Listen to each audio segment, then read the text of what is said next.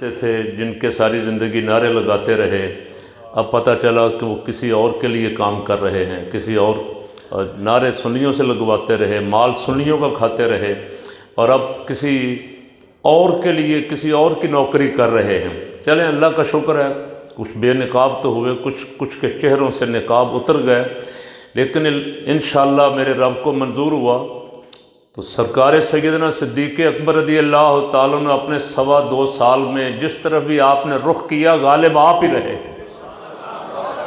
حضور رحمت عالم صلی اللہ علیہ وسلم کی زندگی مبارک میں بھی بعد وصال کے بعد بھی آپ نے جدھر بھی رخ کیا اللہ نے آپ کو کامیابیاں عطا فرمائی، اس لیے کہ ان کو رحمت عالم صلی اللہ علیہ وسلم کی بارگاہ اقدس سے مجدہ جاں فضا ملا تھا، لا تحزن ان اللہ معنا۔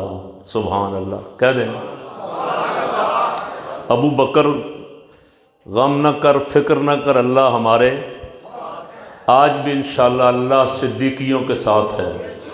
کیوں جی؟ صدیق اکبر تو اکیلے تھے، دشمن پہنچ گیا تھا غار تک۔ عرض کی یا رسول اللہ اگر اس نے نیچے دیکھ لیا تو یہ ہم تک پہنچ جائے گا، فرمایا لا تحزن ان اللہ معنا۔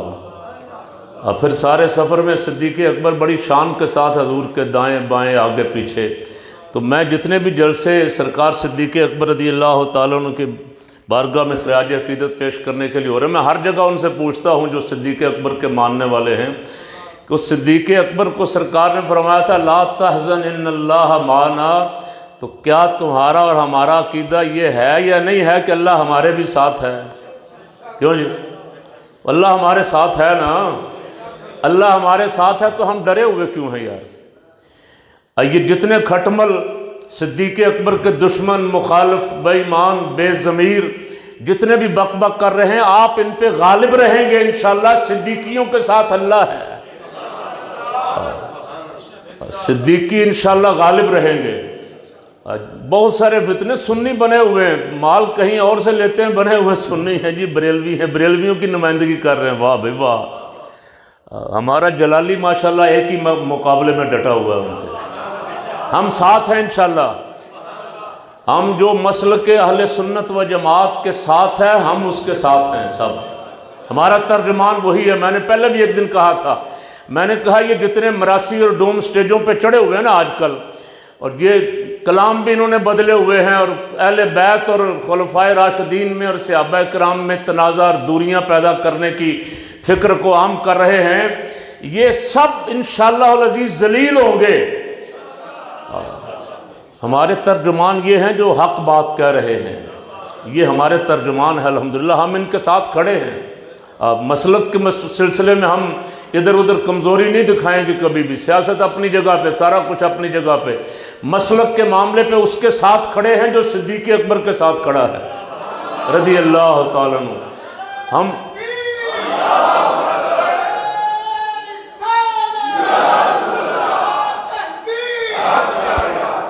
شاہ صاحب کشمیر بھی انشاءاللہ فتح ہوگا جذبہ صدیقی سے۔ اور میں نے پرسوں رات بھی بارڈر کے قریب ایک تقریر تھی، اس دن بھی وہاں بھی میں نے چیف آف آرمی سٹاف کو کہا، میں نے کہا میں تو بہت پہلے کا مجدہ جہاں فضا سنا دیا گیا ہے، کملی والے کے غلاموں ڈرنا نہیں، گھبرانا نہیں، اللہ تمہارے ساتھ ہے۔ تو جب اللہ ہمارے ساتھ ہے تو ہماری فوج کس کا انتظار کر رہی ہے؟ کشمیر میں تو فوج ایک دن داخل کرنی پڑے گی نا۔ کیوں جی؟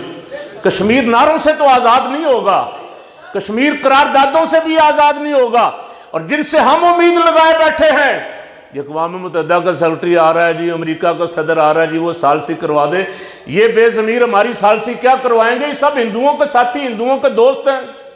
اللہ کریم فرما چکا یہ سب ایک دوسرے کے دوست ہیں۔ یا ایھا الذین آمنوا لا تتخذوا اليہود والنصارى اولیاء بعضهم اولیاء بعض ومن یتولہم منکم فانہ منہم، فرمایا ان سے دوستی نہ کرنا ورنہ انہی کے ساتھ اٹھائے جاؤ گے۔ یہ آپس میں ایک دوسرے کے دوست ہیں، ہمارے تو دشمن ہیں۔ ہمیں تو کشمیر آزاد کروانے کے لیے اپنے ہندوستانی مسلمان بھائیوں کی مدد کرنے کے لیے ایک دن خود ہی میدان میں اترنا ہے انشاءاللہ۔ اور صدیق اکبر نے ہمیں سبق یہ دیا ہے کہ جب بھی کوئی رحمت عالم صلی اللہ علیہ وسلم کا غلام بے سر و سامان تنہا ساری دنیا کے مقابلے پہ بھی کھڑا ہو جائے تو دنیا کی کوئی طاقت اسے شکست نہیں دے سکتی ہے۔ رضی اللہ عنہم ورضوا عنہ، اللہ ان سے راضی ہو گیا، وہ اللہ سے راضی ہیں، اور اللہ ہم سے بھی راضی اس وقت ہی ہوگا والذین اتبعوہم بإحسان، جب ان کی پیروی کریں گے۔ انہوں نے تو جہاد کیا ساری زندگی۔ سرکار صدیق اکبر رضی اللہ تعالیٰ انہوں نے فرمایا کہ جو قوم جہاد ترک کر دیتی ہے اللہ اس پہ ذلت مسلط کر دیتا ہے۔ مسلمان مر رہے، چاروں طرف گلا کٹ رہا ہے، اور ہم ڈرے ہوئے، سہمے ہوئے۔ پہلے ہم امید لگائے بیٹھے تھے ان نجدی بادشاہوں سے کہ یہ ہماری مدد کو آئیں گے، وہ تو بولنے کے لیے بھی تیار نہیں ہیں۔ اور الحمدللہ میرے قائد نے بہت پہلے کہا تھا، اور ہم بھی کہتے رہے، اور انہوں نے بہت پہلے فرمایا تھا کہ یہ ہمارے نہیں ہیں، یہ دشمن کے ایجنٹ بٹھائے ہوئے ہیں۔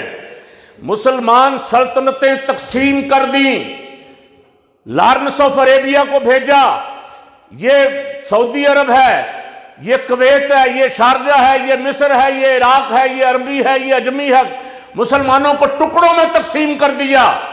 اور آج ہمیں کوئی تھوڑی بہت امید کی کرن پھر خلافت عثمانیہ کی طرف سے نظر آ رہی ہے۔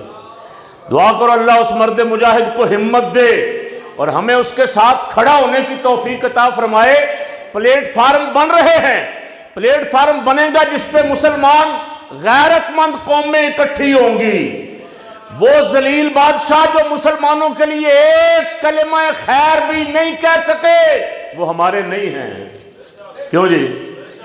انہوں نے قبضہ ہمارے ملکوں پہ کیا ہوا، یہ قبضہ بھی انشاءاللہ چھوٹنے والا ہے۔ اب وہ قبضہ کر کے ہمارے ملکوں پہ بیٹھے ہوئے ہیں، کام کسی اور کا کر رہے ہیں۔ اب کچھ مجاہدوں کو نکلنا پڑے گا اسلامی حکومتوں میں سے کہ یہ آئیں میدان میں اور اپنا بلاک بنائیں، اور پھر جہاں جہاں بھی مسلمانوں پہ ظلم ہو رہا ہے اس کا بدلہ لیں۔ وعدہ الہی ہے لِيُظْهِرَهُ عَلَى الدِّينِ كُلِّهِ وَكَفَى بِاللَّهِ شَهِيدًا۔ اب بڑی دیر سے اسی پہ تقریریں کرتا پھر رہا ہوں، اس امید پہ کہ میرے قائد رحمت اللہ علیہ فرمایا کرتے تھے، حضرت مولانا شاہ نورانی رحمت اللہ علیہ، کہ یہ 21ویں صدی غلبہ اسلام کی صدی ہے۔ اسباب اللہ خود پیدا فرما دیتا ہے۔